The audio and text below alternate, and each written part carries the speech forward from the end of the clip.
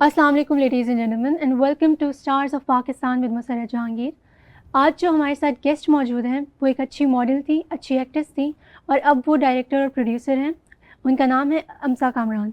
अस्सलाम वालेकुम मैम। वालेकुम सलाम मसरत, कैसी हैं आप? जी जी अल्हम्दुलिल्लाह। आज मैम हम ऑडियंस के साथ शेयर करेंगे कि किस तरह आपने इतना बड़ा पाकिस्तान का पहला कॉमेडी चैनल लॉन्च किया और ना सिर्फ वो लॉन्च किया बल्कि आपने उसको लीडिंग चैनल बनाया।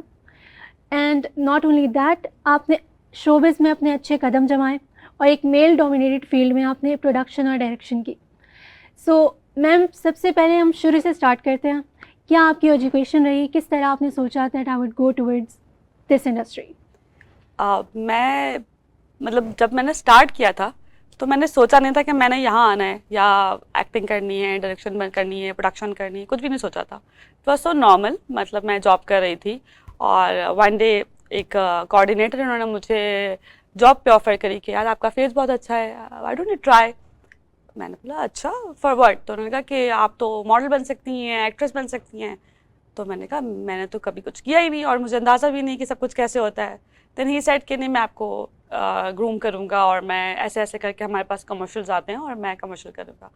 तो ओके फाइन, मैंने अपनी जॉब क्विट करी, जिस पे मुझे घर वालों से बहुत डांट पड़ी कि मतलब कहाँ तुम जा रही हो, मतलब ये तो तुम्हारा काम ही नहीं है, तुम तो जॉब कर रही थी, तो तुम्हें क्या ज़रूरत है इन सब चीज़ों में पढ़ने की जिसका काम नहीं आता तुम्हें। तो I said no it's fine, मैं ट्राई कर लेती हूँ। तो मैंने ट्राई किया, मैंने कमर्शियल किया। उस वक्त मतलब नॉर्मली क्या होता है कि जब आप किसी सेट पर जाते हैं तो आपको पता नहीं होता कि काम कैसे होता है। तो जो आपके सराउंडिंग के लोग होते हैं, लकीली मेरी ऑब्जर्वेशन बहुत अच्छी थी, तो मैंने सीखा ऐसे ही, कोई कोई ट्रेनिंग नहीं ली, कोई एजुकेशन नहीं थी इसके बारे में। और उस वक्त उस ज़माने में इतना सब कुछ था नहीं जो आप लोग पढ़ रहे हो, माशाल्लाह। It's good, I am happy कि लोग इसको पढ़ रहे हैं, हमारी फील्ड अब पढ़ी जा रही है। और पाकिस्तान में ये नॉर्मल आम हो चुका है कि यार हर यूनिवर्सिटी, हर कॉलेजेस में मीडिया साइंस जो है ना वो अवेलेबल है लोगों के लिए। हमारे लिए उस वक्त इतना, इट वाज लाइक 2008 की बात कर रही हूँ मैं। तो उस वक्त इतना कोई एजुकेशन से मतलब मीडिया को पढ़ाया नहीं जाता था, मतलब इतना ओपनली नहीं पढ़ाते थे। तो अब माशाल्लाह अच्छी बात है कि आप लोग के पास तो एक और ऑप्शन है कि आप लोग पढ़ के आ सकते हैं। तो मैंने नहीं पढ़ा था जब मैंने स्टार्ट किया था, तो वो बाय लक और बाय मतलब उसके बाद स्ट्रगल बहुत स्ट्रगल करी। ऐसा नहीं कि आपको, मुझे कमर्शियल मिला उसके 6 महीने के बाद मुझे कोई काम नहीं मिला। 6 मंथ तक आई वॉज एट होम, कुछ नहीं था मेरे पास। तो जर्नी वॉज सो डिफ़िकल्ट कि अम्मा की बातें भी सुननी कि छोड़ दिया ना तुमने जॉब भी, अब देखो घर बैठी हो, कुछ नहीं है। तो हर चीज़ इतनी ईजी नहीं होती। हमें लगता है हम जाएंगे पहले दिन और हीरो हीरोइन बन जाएंगे, ऐसा नहीं होता। तो वो स्ट्रगल बहुत मुश्किल होती है और मेरे लिए भी बड़ी मुश्किल थी। तो मैंने जब कमर्शियल किया 6 महीने फारिग बैठी रही। फिर उसके बाद एक शूट मुझे मिली, मेरी फ्रेंड ने मुझे बताया कि ऐसा ऐसा है और मारियो का सेटअप है। तो मैं वहाँ गई और मैंने वहाँ बैठ के तालियाँ बजाई, क्योंकि काम तो करना था ना, कुछ तो करना था। तो उसमें मतलब अच्छे घर से, मतलब हमारी फील्ड में बहुत अच्छे अच्छे पढ़े लिखे लोग भी हैं जो ये काम कर रहे होते हैं। बिकॉज आपको अप्रोच नहीं पता होती कि आपने किसको अप्रोच करनी है और कहाँ काम करना है, कैसे करना है, किन से मिलना है जाकर। तो ये अभी भी हमारी पूरी इंडस्ट्री में जो है ना एक गैप है। जो मतलब अगर आपके पास कोई आता है और आपसे पूछता है कि यार हमें एक्टिंग करनी है, तो वो कहाँ जाए, इसको नहीं एग्जैक्टली। पता। हाँ, बड़ा मुश्किल है ये, क्योंकि अब तक ये अप्रोच किसी को पता ही नहीं चले कि आपने अप्रोच करना कैसे और आपने जाना कैसे, किससे मिलना है, क्यों मिलना है। यहाँ पे बहुत सारी चीज़ें हैं जो कि अभी भी वो है। आई होप कि आगे इंडस्ट्री में थोड़ी सी बेहतरी आएगी तो ये जो खला है वो भी पुर हो जाएगी पूरी।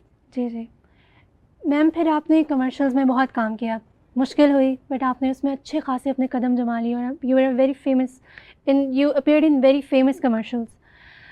फिर आपका ऐसा कौन सा ट्रांजिशन पॉइंट था कि आपने सोचा कि नहीं, अब कमर्शियल्स नहीं, I think I should go for direction and production?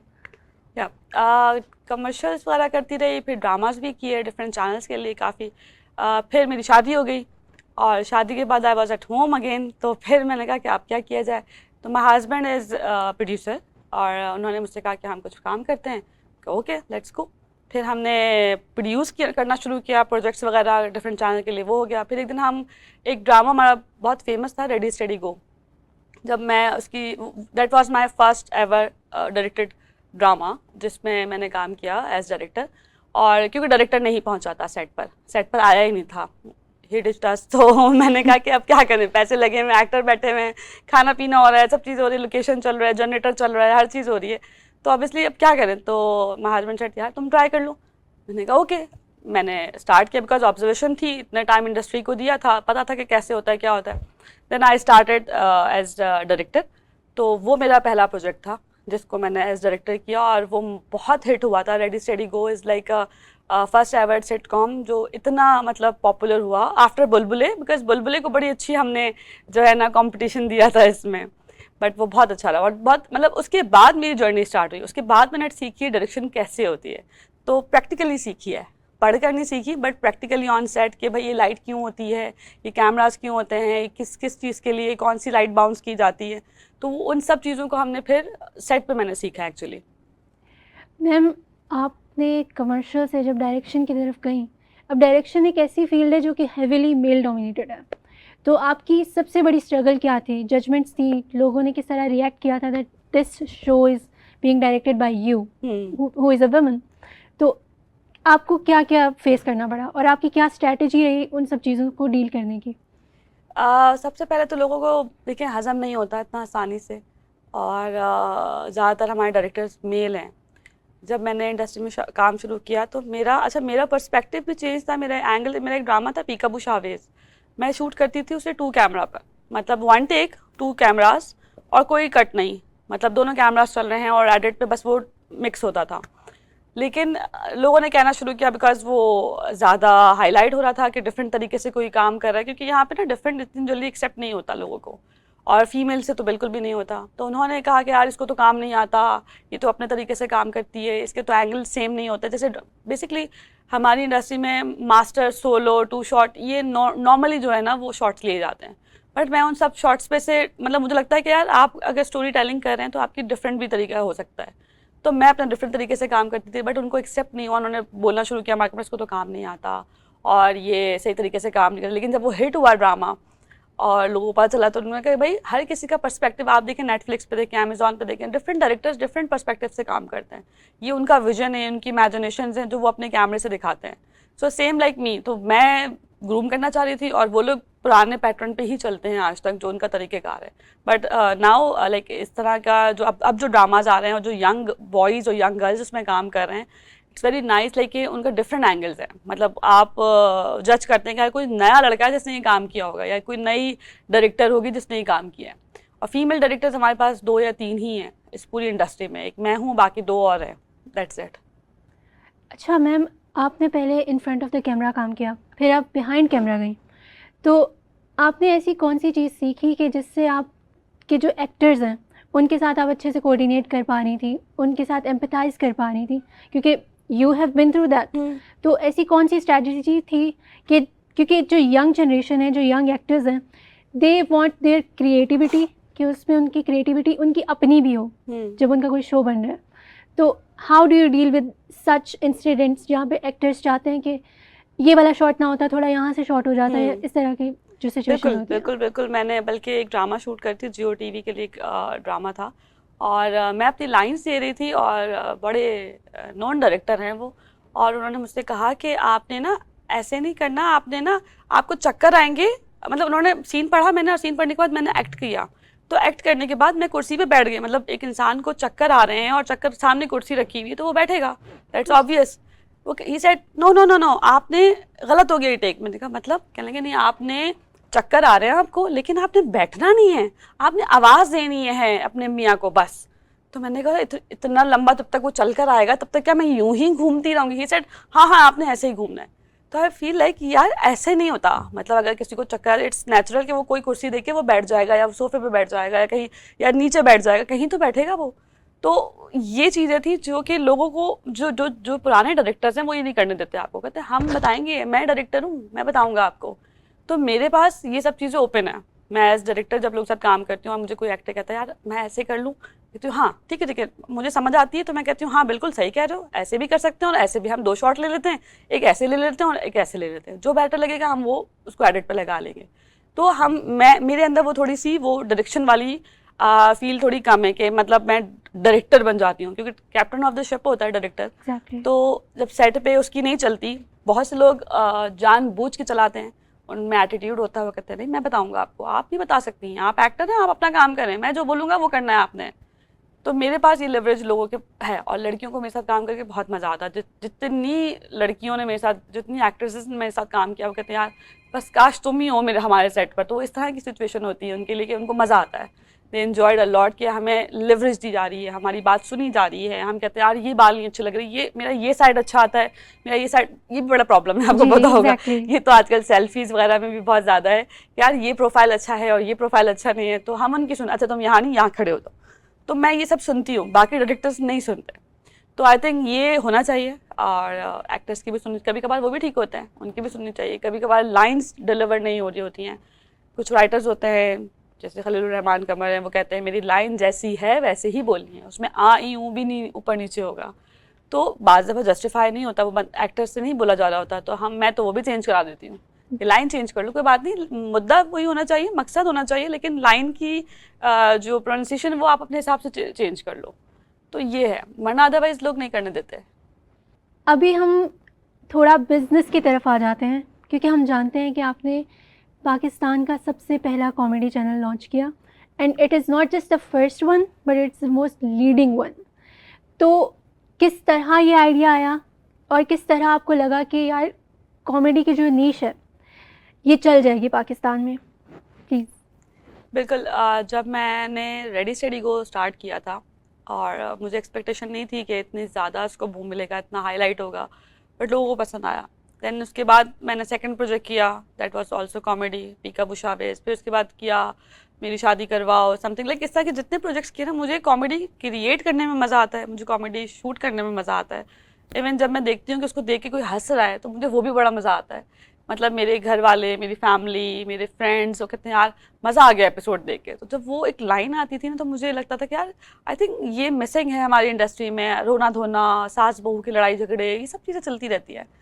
पहले घर में इतने मसले, मुल्क में इतने मसले, फिर टीवी पे भी मसले देखे हम, तो फिर आई थॉट कि यार कुछ ऐसा होना चाहिए कि कुछ ऐसा, कोई ऐसा चैनल जो आपको 24 घंटे हंसाए। मतलब आपका बुरा मूड है, आपका दिल नहीं अच्छा गुजर रहा, तो आप सोचते हो कि यार कुछ ऐसा लगाएं। मतलब हम लोग नॉर्मली लोगों की प्रेफरेंस ये होती है कि वो नेटफ्लिक्स खोलते हैं और अपने टाइप का ड्रामा, अपने वो जो उनको पसंद होता है, एक्शन है, कॉमेडी है, थ्रिलर है, हॉरर है, वो लगा लेते हैं। बट हमारे टीवी चैनल पे कोई ऐसा चैनल नहीं था, तो फिर मैंने प्लान किया कि कुछ ऐसा हम चैनल लॉन्च करते हैं जो कि कॉमेडी हो।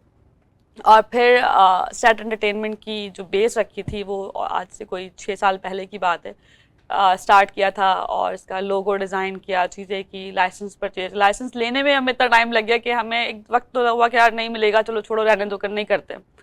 बट फिर भी हमने ट्राई किया, और करते करते करते करते, और हम लोग ने एक उसको जो है वो कोशिश करी कि एक ऐसी चीज़ बनाए, और लोगों को बड़ा मज़ा आया। लोगों ने देखा, अच्छा हमारे लिए बड़ा चैलेंजिंग था कि बहुत सारे कॉमेडी, मतलब एक ड्रामा नहीं था, बहुत सारे कॉमेडी ड्रामास बनाने थे, तो कैसे उनकी स्टोरी अलग अलग की जाए, मतलब हर स्टोरी दूसरी स्टोरी से डिफरेंट हो। तो ये एक बड़ा चैलेंज था मेरे लिए कि अगर यहाँ पे हमारे ऑफिस का एनवायरनमेंट चल रहा है, तो दूसरी तरफ हमने हॉस्टल का एनवायरनमेंट रखा था, तीसरी तरफ हमने घर का एनवायरनमेंट रखा हुआ था, तो हर किसी को अपने टाइप की कॉमेडी मिले, ये सोच के हमने बहुत सारे ड्रामास प्लान किए, और माशाल्लाह अल्लाह ताला ने उससे इज्जत दी, और बहुत अच्छा रहा, वो मज़ा आया लोगों को देखने में। जी जी अल्हम्दुलिल्लाह, थैंक यू सो मच। आपकी इतनी ज़्यादा डेडिकेशन की वजह से हमें एक अच्छा चैनल मिला। एंड अगर मैं अपनी पर्सनली बात करूँ, मैंने भी बहुत शौक से देखा है रेडी स्टेडी को, बहुत अच्छे तरीके से हम लोग शाम को बैठ के देखा करते थे, बहन भाई सब मिलकर। तो मैम, जो हमारे स्टूडेंट्स हैं उनको बहुत शौक़ होता है बिज़नेस का, कि वो बिज़नेस भी करें, और हमारा जो डिपार्टमेंट है बीबीए का, तो वो भी अपनी लाइक मीडिया एजेंसीज़ और प्रोडक्शन हाउसेस लॉन्च करना चाहते हैं। तो उनको एक एस्टिमेटेड बजट उनका कितना होना चाहिए, उनकी क्रिएटिविटी कितनी होनी चाहिए, टीम किस तरह की होनी चाहिए, कितने ड्रामास पे एट ए टाइम उन्हें स्क्रिप्टिंग करनी पड़ेगी, क्योंकि आपका इस फील्ड में अच्छा खासा एक्सपीरियंस है।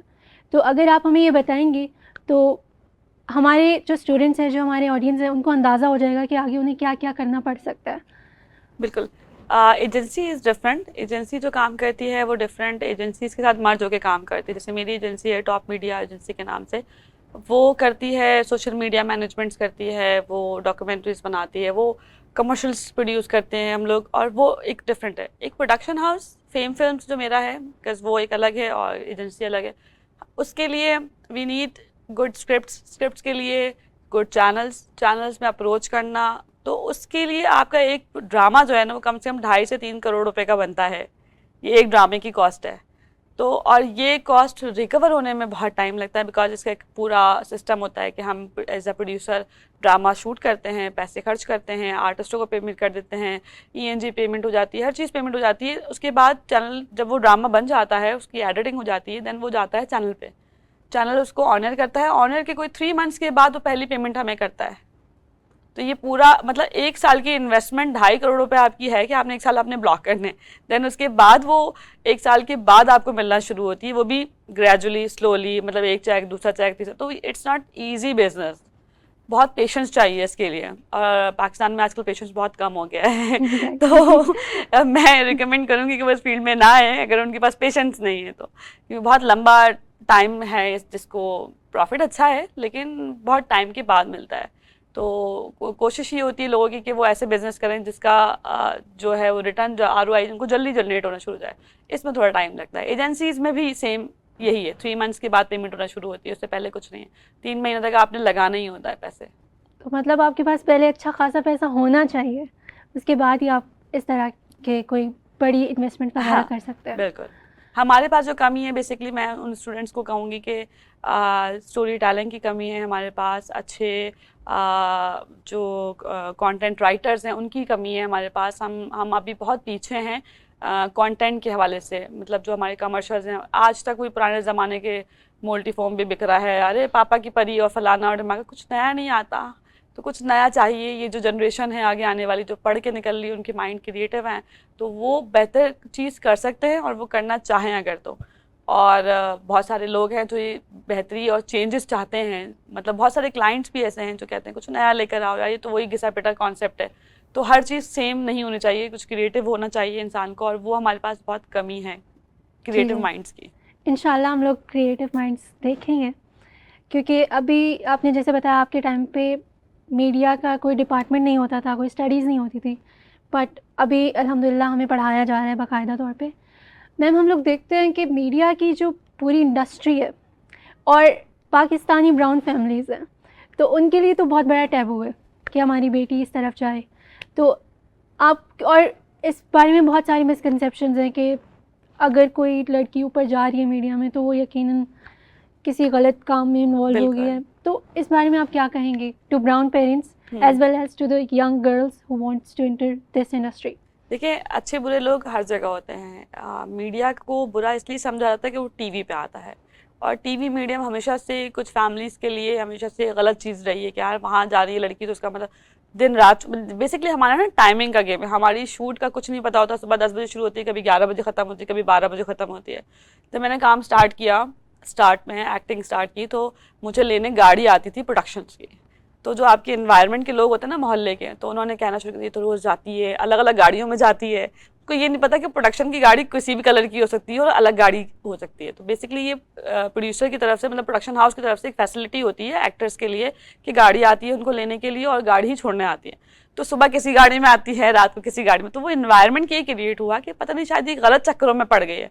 तो मेरी अम्मा ने बोला नहीं नहीं, वो शूट पर जाती है तो वो प्रोडक्शन की गाड़ी है। तो इस तरह जो पेरेंट्स हैं ना, उनको सपोर्ट करनी चाहिए अपने बच्चों को। सेकेंड ये कि डॉक्टर्स की फील्ड भी गलत होती है, टीचर्स की फील्ड, मतलब हैरेसमेंट कहाँ नहीं होती है, हर जगह होती है, बैंक्स में होती है। तो अगर आप अपने बच्चे को घर से बाहर निकाल के और आप बच्चे पे ट्रस्ट नहीं करेंगे तो फिर कुछ नहीं होगा। आपको बच्चे पे ट्रस्ट करना पड़ेगा और बच्चों को भी अपने माँ बाप के ट्रस्ट को मेंटेन रखना पड़ेगा। और रही बात एक्टिंग की, तो मेरी बेटी एक्टिंग करना चाहती है और मैं अपनी फील्ड में लेकर आऊँगी, क्योंकि मुझे पता है कि जो अच्छे लोग होते हैं वो अच्छे काम करते हैं, जो उनके सराउंडिंग भी अच्छे होते हैं। और आपको अपने बच्चों को कैसे रखना है, कैसे कवर करना है, उनको किस तरह से ट्रेन करना है उनके माइंड को, तो वो बहुत ज़रूरी होता है। तो मैं उन पेरेंट्स से ये कहूँगी, ब्राउन पेरेंट्स से, कि ट्रस्ट करें बच्चे को और बच्चे को करने दें वो काम जो करना चाहते हैं, बट उनके ऊपर एक शेल एक क्रिएट रखें ताकि वो कभी भी उस शेल से बाहर ना निकलें। आप अपने उस पर जितना आप ट्रस्ट बच्चे को देंगे ना, उतना वो रिटर्न बैक करेगा आपको। तो ट्रस्ट करें बच्चों पे। मैम कोई, क्योंकि हमारे सारे ऑडियंस जो हैं वो सारे स्टूडेंट्स ही हैं, ज़्यादातर मीडिया के ही स्टूडेंट्स हैं, तो कोई मैसेज जो आप उनको देना चाहती हैं जिसकी वजह से वो इस पूरी मीडिया फील्ड में थ्राइव कर सकते हैं आगे जाके? और इसी के साथ मेरा एक और सवाल ये है कि इवन तो हमारे पास एक डिपार्टमेंट बन चुका है स्टडीज़ के लिए, लेकिन कुछ चीज़ें ऐसी होती हैं जो आपको टेक्स्ट बुक्स नहीं बता सकती, जो आपको यूनिवर्सिटी के असाइनमेंट्स नहीं बता सकते। तो ऐसी कौन सी चीज़ है जो हमें एज ए स्टूडेंट्स, जब हम पढ़ाई करके यहाँ से निकलेंगे, ग्रेजुएट कर जाएंगे, तो वो हमारे इस बड़ी इंडस्ट्री में थ्राइव करने के लिए, अपने कदम जमाने के लिए बहुत काम आएगी? बिल्कुल। सबसे पहली चीज़ ये कि इंटर्नशिप हमारे पास डिफरेंट प्रोडक्शन हाउसेस में भी होती हैं। मेरे पास भी 2-3 लड़के लड़कियां हैं जो रखे हुए हैं, मतलब जिनका काम ये होता है कि वो हमें काम करते हैं बट वो उससे पैसे नहीं लेते, बिकॉज वो लर्निंग प्रोसीजर में है ना। अभी वो एक बच्चा मेरे पास है जो एडी का काम कर रहा है और बहुत अच्छा काम कर रहा है, उसको पैसे नहीं मिलते। मतलब जैसे हम किसी को सैलरी पर रखते हैं, अगर उसकी सैलरी 50,000 रुपये होती है तो हम इसको सैलरी नहीं देते, बस उसका पिक एंड ड्रॉप होता है इस तरह से कि उसकी कन्वेंस उसको मिल जाती है डेली की, कि वो आना जाना उसकी फ्यूल मिल जाती है। बट वो आता है पूरा सुबह 10 बजे से लेकर रात 10 बजे तक वो सेट पे होता है, वो चीज़ें सीख रहा है, कैसे होती है, कंटिन्यूटीज़ क्या होती हैं, चीज़ें क्या होती हैं। हालांकि वो पढ़ लिख कर आया, लेकिन उसने कहा हमें ये पढ़ाया नहीं गया कि ऐसे भी होता है। ये सब कुछ प्रैक्टिकली डिफरेंट होता है, मतलब आपकी थ्योरी और प्रैक्टिकल में बहुत फ़र्क है जब आप सेट पे आते हैं। और क्योंकि जो बुक्स आप पढ़ रहे हैं वो यहाँ पाकिस्तान की नहीं होंगी ना, वो तो बाहर की होंगी, और बाहर वाली बुक्स से वो कैमरास, वो टेक्नोलॉजी हमारे पास पहुंची ही नहीं है अब तक जो वो पढ़ा रहे हैं आपको। तो हमारे पास आने के शायद वो 10 साल बाद आएंगे या 5 साल बाद आएंगी वो चीज़ें, वो जो टेक्नोलॉजी वो पढ़ा रहे हैं। तो हम जो काम जिन चीज़ों पे कर रहे हैं वो लोकल मेड हैं, लोकल चीज़ें हैं। तो हमारी लाइटों में बहुत फ़र्क है, मतलब वहाँ वो बहुत ऊपर पहुँच चुके हैं एरी में, और हम अभी तक वो पुरानी एरी की लाइट्स यूज़ कर रहे हैं। तो बहुत सारी चीज़ों में फ़र्क है। तो जो आप पढ़ कर आएंगे उसमें फ़र्क है, लेकिन आप इंटर्नशिप करके उन चीज़ों को एज प्रैक्टिकल सीख सकते हैं। आप किसी भी प्रोडक्शन हाउस में बोलें कि हाँ 1-2 महीना आपको थोड़ा बर्दाश्त करना पड़ेगा, बिकॉज आपके साथ बहुत बुरा सलूक होगा कि आपको ये नहीं आता, आपको वो नहीं आता, आपको डांट भी पड़ेगी, क्योंकि लोग आपको एग्जामिन इस तरह करेंगे कि आप पढ़ कर आए ना तो आपको आता होगा, लेकिन नहीं आएगा, क्योंकि वो फील्ड डिफरेंट है, थ्योरी और प्रैक्टिकल डिफरेंट है। तो आप इंटर्नशिप करें, आप किसी प्रोडक्शन हाउस में जाएं, उनसे बोलें कि भाई हमें जो है आप सिखाएं, हम आपसे कोई मतलब सैलरी नहीं लेंगे, लेकिन हमें कम से कम 2 महीने प्रैक्टिकली इस चीज़ को सीखना है। तो इंटर्नशिप की ऑफर बहुत सारे प्रोडक्शन हाउस हैं, मेरा प्रोडक्शन हाउस भी ऑफर करता है, बाकी बाहर वाले भी करते हैं। तो इसमें ये अच्छा है कि एटलीस्ट आप लोगों को सीखने को मिल जाएगा, कुछ दिए बगैर और कुछ लिए बगैर। Okay, ladies and gentlemen, this was Ma'am Amsa Kamran, one of the leading directors of Pakistani media industry, and उन्होंने इतना बड़ा सक्सेसफुल सेट एंटरटेनमेंट लॉन्च किया है, which is the first Pakistani comedy channel, and that was it with Musarrat Jahangir. Thank you so much.